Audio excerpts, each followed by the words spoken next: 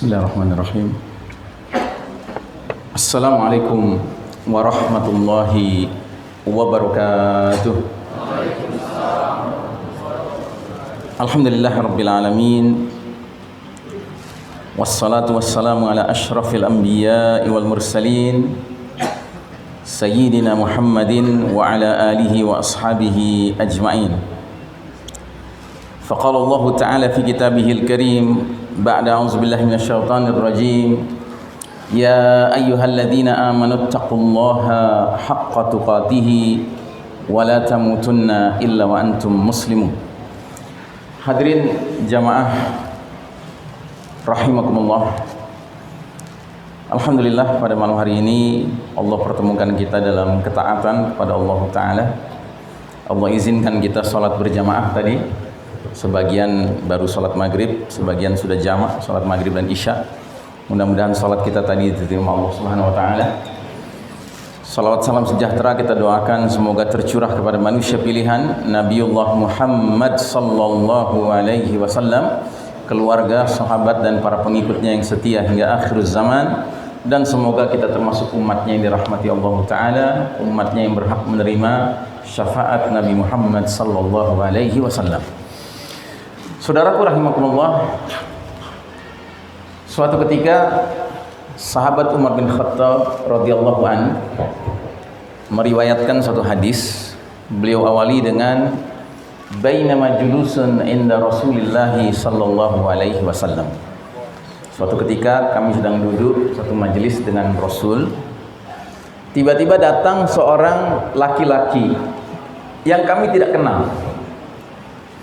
Pakaiannya putih bersih, rambutnya hitam legam, namun tidak ada atharus safar, tidak ada tanda-tanda bekas perjalanan jauh, ya.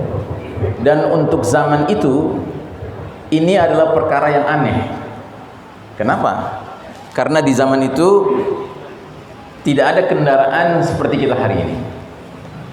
Kalau hari ini ada tamu datang dari luar negeri sekalipun, pakaiannya putih bersih, Anda nggak ada yang kenal dengan dia, itu wajar. Karena perjalanan dari luar negeri naik pesawat tertutup, dari airport ke sini naik mobil tertutup. Tapi di zaman itu kendaraan itu kalau nggak naik kuda, naik onta, naik keledai, ya, naik hewan yang terbuka, pakaian putih, lewat padang pasir pasti ada bekas-bekasnya, kan? Nah, laki-laki ini langsung duduk di depan Nabi dan langsung mengajukan pertanyaan-pertanyaan. Di antara pertanyaannya, akhbirni anil iman. Coba beritakan kepadaku tentang iman. Maka Nabi jelaskanlah rukun iman yang 6. Iman kepada Allah, para malaikatnya, kitab-kitabnya, rasul-rasulnya, hari akhir dan takdir, khairihi wa syarrihi, baik yang menyenangkan maupun yang tidak menyenangkan. Shadaqta, kata dia, Anda benar. Sehingga Umar bin Khattab yang meriwayatkan hadis ini mengatakan, kami pun takjub, kok laki-laki ini bertanya, dijawab sama Nabi, dia pula yang memberi penilaian. Aneh sekali. Dia tanya lagi, yang kedua, akhbirni anil Islam, terangkan padaku tentang Islam. Maka Nabi jelaskan rukun Islam yang 5. Ikrar syahadatain, salat 5 waktu sehari semalam, puasa Ramadan, membayar zakat, dan haji. Man istata'a ilaihi sabila, bagi orang yang diberi kesanggupan Allah menempuh perjalanannya. Lagi-lagi dia katakan, shadaqta, Anda benar. Pertanyaan ketiga, akhbirni anil ihsan, terangkan kepadaku tentang ihsan. Maka Nabi jawab dengan satu kalimat, anta'budallaha ka'annaka tarahu fa illam takun tarahu fa innahu yarak. Engkau beribadah kepada Allah seolah-olah melihat Allah. Kalau engkau tidak melihat Allah, ketahuilah Allah melihatmu. Nah, pertanyaan terakhir, matasah, kapankah kiamat terjadi? Nah, di sini Nabi menjawab, mal mas'ulu anha bi'a'lama minas sa'il. Orang yang ditanya tidak lebih tahu daripada orang yang bertanya. Dikejar lagi sama dia. Wa ma amaratiha. Apa tanda-tandanya kalau kiamat sudah dekat? Maka Nabi jelaskan 2 tanda. Yang pertama, kata Nabi, bila budak perempuan telah melahirkan majikannya, dan bila orang-orang yang tidak beralas kaki telanjang dada, miskin, penggembala domba, berlomba membangun gedung-gedung tinggi. Terus laki-laki ini berdiri, pergi meninggalkan masjid, meninggalkan majelis para sahabat. Nabi bertanya pada Umar, "Ya Umar, kamu tahu siapa laki-laki itu?" "Allah wa rasuluhu a'lam." Allah dan Rasulnya lebih tahu. Maka kata Nabi, itulah malaikat Jibril alaihissalam datang ke tengah-tengah kita mengajarkan din kepada umat ini. Masya Allah Ta'ala, ya. Maka hadis ini terkenal dengan sebutan hadis Jibril, ya. Karena ini hadis di mana Jibril sekali-sekalinya tampil dalam wujud laki-laki yang dilihat oleh banyak sahabat sekaligus, ya. Nah, yang menarik dari hadis ini adalah kita selama ini memahami bahwa dinul Islam, agama Islam ini pilarnya itu 3. Pilar rukun iman, pilar rukun Islam, dan pilar al-ihsan. Ingin mengerti perkara-perkara keimanan, pelajari rukun iman. Ingin mengerti perkara-perkara ibadah, pelajari rukun Islam. Ingin mengerti soal akhlak, kuatkan pemahaman dan penghayatan akan ihsan. Padahal ada pertanyaan keempat yang sangat penting, yang tidak mungkin itu ditanyakan kalau tidak penting. Nah, karenanya ada ulama dari Yaman yang berpendapat berdasarkan hadis ini, sesungguhnya ada pilar keempat dari dinul Islam. Namanya pilar alamatus sa'ah, tanda-tanda kiamat, ya.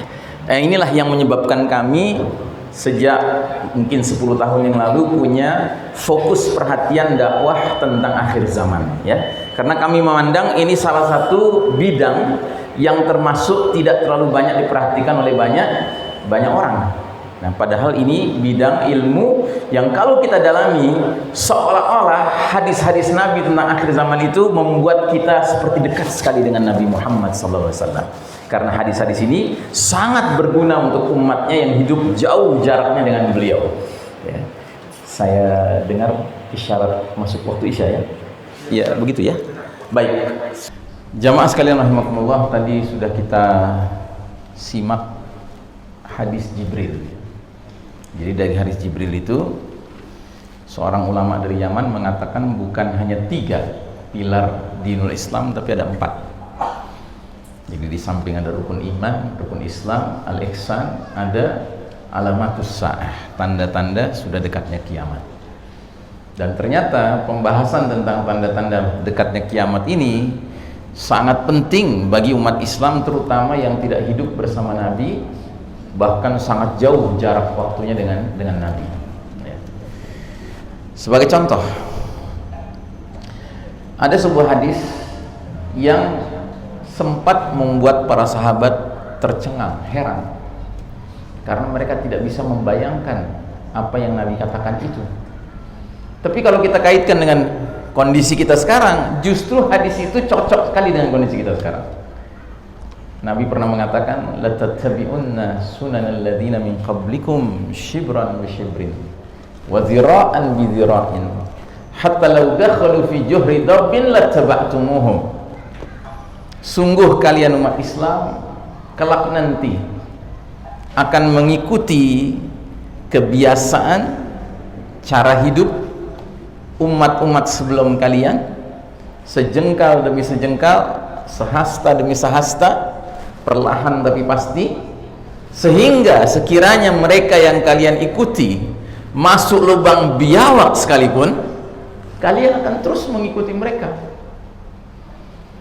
Lalu sahabat bertanya, "Ya Rasulullah, al-Yahuda wan Nasara?" Wahai Rasulullah, apakah yang kau maksud itu adalah kaum Yahudi dan Nasrani? Nabi menjawab dengan balik bertanya, "Faman?" Siapa lagi kalau bukan mereka, ya. Ini hadis membuat para sahabat yang mendengarnya terheran-heran. Kenapa? Karena mereka tidak bisa membayangkan, kok bisa umat Islam ngekor sama Yahudi Nasrani? Padahal dalam sholatnya kita minta kepada Allah, ghairil maghdubi alaihim waladdallin.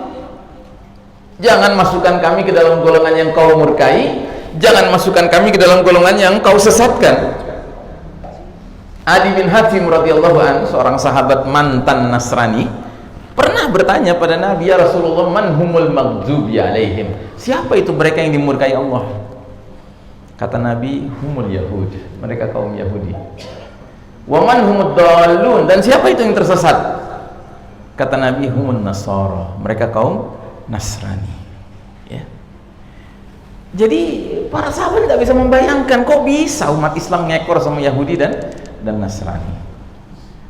Tapi hari ini justru kita hidup di bawah naungan kepemimpinan Barat, Eropa, Amerika, yang tidak lain adalah masyarakat Yahudi Nasrani.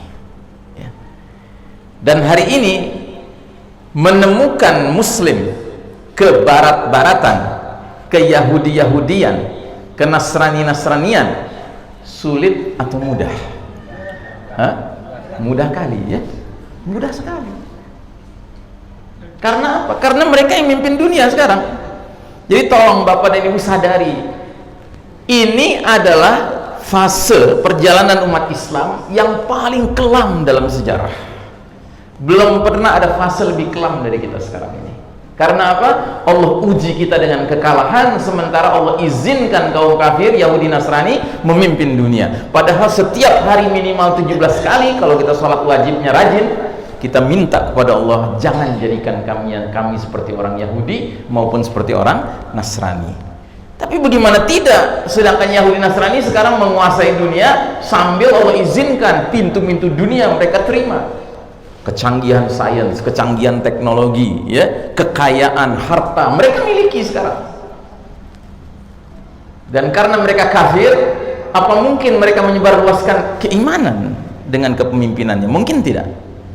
Tidak mungkin. Mereka tidak beriman. Yang mereka sebarluaskan apa? Apa yang ada dalam akal dan hati mereka.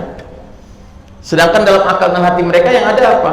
Yang ada adalah logika materialisme. Tahu materialisme? Materialisme itu artinya pemahaman yang menganggap materi segala-galanya. Maka jangan heran kalau ada Muslim ke barat-baratan, ke Yahudi-Yahudian, ke Nasrani-Nasranian, dia pun menjadi materialis. Dan hari ini mencari Muslim yang materialis sulit apa mudah? Mudah kali. Dan ini digambarkan Allah dalam sebuah ayat, dalam sebuah surah yang disebut dengan nama suatu bangsa yang hakikatnya Yahudi Nasrani sekarang ini adalah bangsa itu juga. Namanya bangsa Rum. Ya. Rum itu bangsa apa? Bangsa Romawi. Romawi zaman dulu dengan Romawi sekarang itu sama. Cirinya bagaimana? Disebutkan di ayat ke-7 surat Ar-Rum. Ya'lamuna zahiran minal hayatid dunya wa hum 'anil akhirati hum ghafilun. Orang-orang Rum itu mereka sangat faham, sangat mengerti urusan yang zahir, yang material dari urusan dunia ini, sementara terhadap urusan akhirat mereka lalai. Itulah yang sedang memimpin dunia hari ini. Orang-orang yang sangat mengerti tentang dunia tapi sama sekali mengabaikan akhirat. Kenapa? Karena nggak beriman mereka dengan akhirat. Dan kita semua yang dibawa kepemimpinan mereka, sadar tidak sadar sedang diajak oleh mereka untuk ikut serta menjadi orang-orang yang juga hanya mengerti dunia saja dan meninggalkan akhirat. Makanya Muslim mukmin yang hari ini lemah dalam mendalami Islam, lemah dalam mendalami Al-Quran dan Sunnah, ya, wajar mereka menjadi terbawa arus seperti gambaran hadis tadi, sehingga sekiranya mereka yang kalian ikuti masuk lubang biawak sekalipun, kalian terus ikut sama mereka. Udah kelihatan mereka masuk lubang biawak, masih diikuti juga. Misalnya apa lubang biawaknya? Udah kelihatan Barat kafir ini sudah nggak masuk di akal mengembangkan yang namanya LGBT, laki-laki suka laki-laki, perempuan suka perempuan. Ini ada orang-orang Muslim ikut pula, kan sudah masuk lubang biawak itu Pak. Padahal Bani Adam ini bisa berjumlah sekian banyak ini karena berasal dari Adam dan Hawa, bukan Adam dan Ismail kan.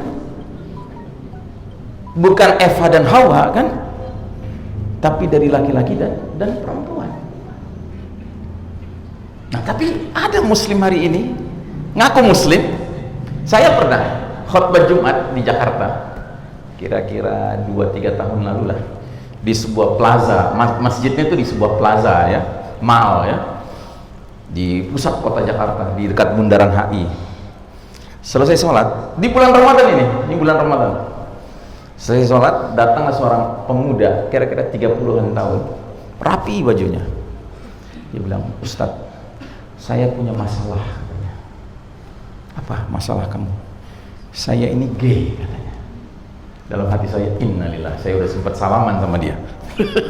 Ngeri juga kan? Terus dia bilang, "Tapi alhamdulillah Ustaz, saya ini gay yang alami," katanya. Saya bingung, apa maksudnya alami? Begini Ustaz, semenjak saya jadi gay, saya mulai kenal banyak gay-gay lain katanya. Dan ternyata gay itu beraneka ragam katanya. Ada pengusaha, ada sarjana, ada orang begini, orang begitu. Dia sebutkanlah macam-macam profesi. Ya. Nah, jadi saya ini gay yang alami katanya. Nggak ngerti saya apa maksud dia. Terus dia bilang, dan saya Ustadz, saya tegur teman-teman saya karena mereka di bulan Ramadan ini masih berbuat juga. Saya bilang, kalian nggak bisa berbuat begitu. Ini Ramadan harus dihormati. Nanti kalau udah Ramadan baru berbuat lagi. Innalillahi. Masuk lubang jawab, Pak. Ini realita kita hari ini. Ya. Nah, jadi saudaraku rahimakumullah, apa yang kita alami ini harus kita sadari terkait dengan semua urusan hidup kita. Karena Yahudi Nasrani yang mimpin dunia hari ini, Pak, mereka ingin memperkenalkan sebuah sistem kehidupan baru yang mereka sendiri perkenalkan lewat lembaran kertas dolar Amerika Serikat. Ya, kalau Anda punya uang $1 Amerika Serikat, Anda lihat ada gambar lingkaran, tulisannya The Great Seal, itu bahasa Inggris ya. Seal itu artinya materai, stempel. Great itu mulia, agung, ya, jadi stempel yang agung. Ada gambar apa di situ? Ada gambar piramida tunggal, terpotong bagian atasnya. Tahu piramida ya, yang di Mesir itu, terpotong bagian atasnya. Di atas piramida itu ada segitiga. Di dalam segitiga itu ada mata tunggal ya. Di sekitar segitiga bermata tunggal itu ada garis-garis, seolah-olah mengisyaratkan mata tunggal itu merupakan sumber cahaya, sumber petunjuk, sumber bimbingan. Terus mereka tulis di bawahnya kalimat bahasa Latin, bunyinya Novus Ordo Seclorum. Apa artinya? Novus artinya baru, order artinya tatanan, sistem, ya. Seclorum artinya dunia. Jadi mereka punya mega proyek namanya tatanan dunia baru, New World Order. Dan mereka ingin memasukkan semua penduduk planet bumi ini, apapun agamanya, ke dalam kotak piramida tunggal ini, yang mengerucut kepada pimpinannya yang simbolnya bermata sebelah.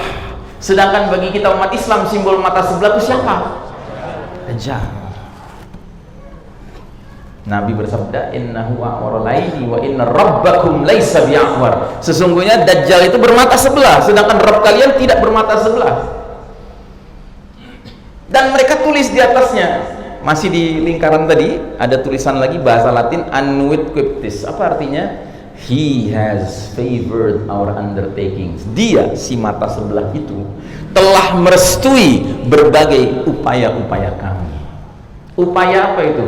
Mewujudkan tatanan dunia baru yang seluruh aspek kehidupannya, hukum, ideologi, politik, ekonomi, budaya, pendidikan, medis, farmasi, pertanian, peternakan, militer, pertahanan, keamanan, semua bidang kehidupan berfondasikan nilai-nilai kekufuran Dajjal. Jadi kalau Anda merasa kok hari ini kehidupan kita nggak terasa Islami ya? Kok kita berusaha memperjuangkan Islam sulit betul? Kenapa? Karena sistem dunia ini memang sedang dirancang untuk menjadi sistem kekufuran, sistem kesyirikan, sistem yang menyambut roh palsu namanya Dajjal. Ingat, Nabi Muhammad SAW telah menjelaskan kepada kita kalau nanti Dajjal keluar, dia akan mengucapkan kalimat mirip seperti ucapan Fir'aun. Apa itu kalimatnya? Ana rabbukum, aku Rabb kalian.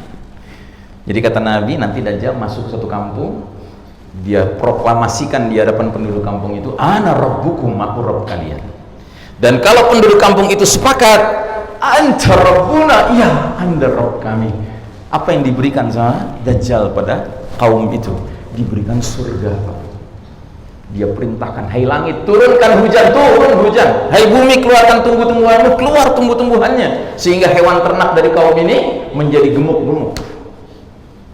Tapi kalau Dajjal datang ke satu kampung, dia nyatakan hal yang sama, ana rabbukum, tiba-tiba kampung ini adalah kampung orang beriman dan mereka istiqomah dalam iman mereka. Mereka jawab dengan lantang, Rabbunallah, anta al-masihud Dajjal. Rabb kami Allah, kamu ini sang penipu Dajjal. Maka Dajjal murka. Hai langit, jangan turunkan hujan. Enggak turun-turun hujan. Hai bumi, jangan keluarkan tumbuh-tumbuhanmu. Enggak keluar tumbuh-tumbuhannya. Sehingga hewan ternak kaum mukminin ini kelaparan, bermatian, ya, bergelimpangan. Mereka tidak bisa dapat makanan. Tapi orang-orang beriman faham harus berbuat apa, karena sudah diberi jawaban sama Nabi. Di era sulit makanan di zaman Dajjal muncul nanti, makanan orang beriman adalah makanan malaikat. Tasdiq, tasbih, tahmid, tahlil, takbir, zikrullah, ya. Makanya sebelum Dajjal muncul, ketika sistemnya baru sistem Dajjal, Dajjalnya belum muncul. Sekarang sistem sudah sistem Dajjal, tapi Dajjalnya belum muncul, ya. Kita harus latihan rajin zikrullah.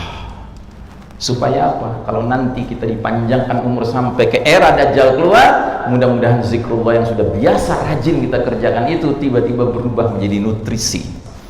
Kalau sekarang baru jadi nutrisi rohani, tapi nanti dia benar-benar menjadi nutrisi jasmani kita. Nah, jadi saudaraku rahimakumullah, istilah sistem Dajjal ini kami ambil dari tulisan seorang muslim Inggris namanya Ahmad Thompson. Dia tulis buku judulnya Dajjal the Antichrist. Gambar depannya dari uang $1 tadi. Sudah diterjemahkan ke bahasa Indonesia buku ini dengan judul Sistem Dajjal, ya. Isinya menguak, ya, akar permasalahan dari tatanan dunia baru sekarang ini.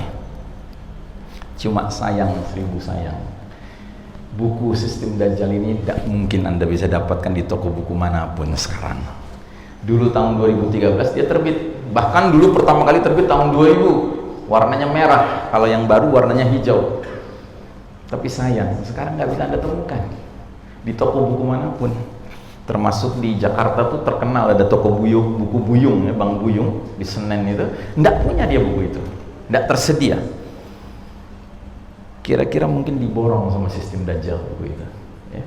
Karena sistem Dajjal tidak ingin manusia paham tentang sistem Dajjal, ya. Nah, jadi saudaraku rahimakumullah, sistem ini membuat manusia tergantung kepadanya, bergantung kepadanya, dan merasa kalau kita mau hidup nyaman di dunia ini, kita harus nurut sama new normal ini, new order ini, ya. Semuanya diarahkan sama mereka, Pak.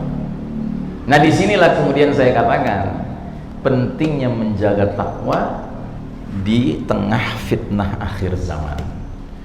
Karena takwa itu jaminannya dari Allah apa? Furqan. Kata Allah, ya ayyuhalladzina amanu in tattaqullaha yaj'al lakum furqanan. Hai orang-orang beriman, jika kalian bertakwa kepada Allah, niscaya Allah berikan furqan kepada kalian. Furqan itu apa? Pembeda. Kemampuan membedakan mana yang hak, mana yang batil, mana yang benar, mana yang salah, mana yang diperintahkan Allah, mana yang dilarang Allah, mana yang ma'ruf, mana yang mungkar, mana yang sunnah, mana yang bidah, ya. Kita mengerti. Makanya khotib Jumat tidak dikatakan sah khutbah Jumatnya kalau sama sekali tidak ada nasihat bertakwa kepada jamaahnya. Setiap pekan sekali minimal kita harus diingatkan untuk bertakwa, karena dari takwa itulah munculnya furqan. Sebab sistem Dajjal ini justru ingin perkenalkan kepada kita bahwasanya yang buruk itu baik, yang baik itu buruk. Mereka ingin perkenalkan kepada kita bahwasanya yang menurut kita menuju ke surga itu menuju ke neraka. Yang justru menurut kita menuju ke neraka, kata mereka itu menuju ke surga. Karena memang hakikatnya Dajjal itu membawa dua sungai, sungai air dan sungai api. Dan kata Nabi, kalau kalian nanti ketemu Dajjal, dia tawarkan dua pilihan sungai itu, pilihlah tanpa keraguan sungai apinya Dajjal. Tundukkan kepalamu, ambil apinya dengan memejamkan mata sambil baca awal suratul kahfi, niscaya anda akan rasakan air yang sejuk, kata Nabi SAW. Tapi orang-orang yang pandangannya sudah ditipu oleh Dajjal, jelas akan masuk ke dalam sungai airnya, yang hakikatnya justru neraka Allah Subhanahu wa ta'ala. Nah, Dajjal belum muncul, saudaraku rahimakumullah, tapi sistemnya sudah berlaku sekarang. Karenanya pilihannya ada pada kita masing-masing. Bagaimana sikap kita? Kalau kita mau bertakwa yang sebenar-benarnya, jadilah orang yang siap berbeda. Ya, karena kata Nabi SAW, Bada'al Islamu ghariban wa sayaudu ghariban fatuba lil ghuraba. Islam itu awal mula datang asing, aneh. Nanti akan tiba masanya menjadi asing dan aneh lagi. Maka beruntunglah orang-orang yang terasingkan. Ya. Jadi jangan merasa kecil hati. Kalau anda terus mengikuti panduan ketakwaan, ya, boleh jadi anda makin lama makin aneh di tengah-tengah masyarakat yang pilihannya ikut arus sistem Dajjal ini. Ya. Tapi percayalah, justru anda yang akan beruntung di akhirat kelak nanti. Ya. Nabi sampai mengatakan, wudittu an alqi ikhwani, aku rindu sekali ketemu saudara-saudaraku. Para sahabat bilang, bukan kami saudara-saudaramu? Oh tidak, kalian sahabat-sahabatku. Saudara-saudaraku adalah mereka yang datang di kemudian hari, tidak berjumpa denganku, tapi mereka taat dan cinta kepadaku sebagaimana kalian taat dan cinta kepadaku.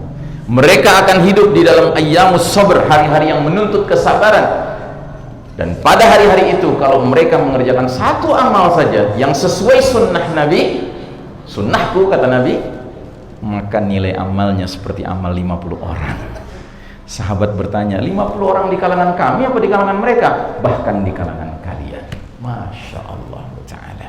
Jadi saudaraku rahimakumullah, hari-hari ini kita sedang menyaksikan bagaimana musuh-musuh Allah, Yahudi yang memimpin dunia hari ini, bukan saja sudah mengacak-acak sistem hukum kita, sehingga bukan hukum Islam yang berlaku di negeri-negeri kaum muslimin. Sistem ekonomi kita bukan ekonomi Islam yang berlaku, tapi ekonomi ribawi yang berlaku. Sistem budaya kita bukan budaya zikrullah yang muncul, tapi budaya fiktor, pikiran-pikiran kotor. Semua bidang sedang diacak-acak, dan yang terakhir sedang diacak-acak dan tampaknya sukses juga adalah bidang ibadah kita, Pak. Salat kita sedang diacak-acak, sehingga entah sejak kapan umat Islam kok tiba-tiba kena penyakit lupa, ya, bahwa ternyata kita kalau sholat berjamaah itu nggak boleh berpencaran, berpisah, tidak boleh. Sekarang aturannya begitu. Ini yang bikin siapa? Yahudi ini yang bikin. Jangan anda kira, Ustadz itu kan ulama-ulama yang mengeluarkan fatwanya, itu kan di Masjidil Haram aja begitu, Masjid Nabawi aja begitu. Jangan anda berpikir begitu. Mereka bukan yang menentukan, mereka ada lagi yang menentukan di atasnya. Apa anda tidak merenungkan kenapa ulama-ulama di Saudi tidak mengeluarkan pujian kepada Erdogan ketika dia merubah museum menjadi masjid? Kalau mereka peduli, mestinya mereka keluarkan pujian. Sebagaimana mestinya mereka keluarkan celaan terhadap pemerintah India yang tiba-tiba merubah masjid menjadi kuil, Masjid Babri. Nah, tidak berbunyi mereka. Karena hakikatnya pengaruh Yahudi sudah sangat dahsyat. Baru-baru ini kita dengar seorang imam Masjidil Haram yang terkenal, saya nggak akan sebut namanya, khutbah Jumat sudah mulai mengisyaratkan kemungkinan, ya, Arab akan berdamai dengan Yahudi Israel. Arab itu Arab Saudi, dan banyak ulama-ulama yang masih istiqamah yang menegur, yang mengkritiknya, tapi tidak dipedulikan sama pemerintahan kerajaan Arab Saudi hari ini, ya. Dan ketahuilah sebagai penutup, saya bacakan hadis dari Nabi. Dan sebelum saya bacakan hadis, saya bacakan ayat dulu tentang kaum ini. Kata Allah Ta'ala, la tajidanna asyaddan nasi adawatan lilladzina amanu al-yahuda walladzina asyraku. Sungguh engkau Muhammad akan temukan manusia yang paling hebat permusuhannya kepada kaum beriman adalah kaum Yahudi dan kaum musyrikin. Dua kelompok. Terus dalam hadis kata Nabi, innal yahuda qad sa'imu dinahum. Sesungguhnya kaum Yahudi itu sudah bosan dengan agama mereka, dan mereka itu sangat hasad kepada kita umat Islam dalam 3 urusan. Yang pertama, raddis salam. Kebiasaan muslim ketemu muslim lain, muslim ini ucapkan assalamualaikum, dia jawab waalaikumsalam. Itu Yahudi hasad sama kita, karena Yahudi paling tidak senang melihat umat Islam itu saling berkasih sayang karena Allah, saling berukhuwah Islamnya, itu mereka tidak senang. Ya, mereka nggak senang lihat umat Islam jabatan tangan, maka dibikin aturan sekarang nggak boleh jabatan tangan. Mereka nggak senang umat Islam saling bersedekah dengan senyumnya, maka ditutup senyumannya itu. Ya. Saya sekarang kalau belanja Pak, ya, di tempat yang sangat harus pakai begituan itu, ya kan? Itu habis transaksi saya bilang sama pemilik tokonya, Pak, saya sedang senyum nih Pak. Gitu. Kan nggak kelihatan, tapi saya tegaskan sama dia, Pak, saya sedang senyum nih Pak. Untuk menunjukkan betapa pentingnya kita tetap bersedekah sekalipun aturannya menghalangi kita.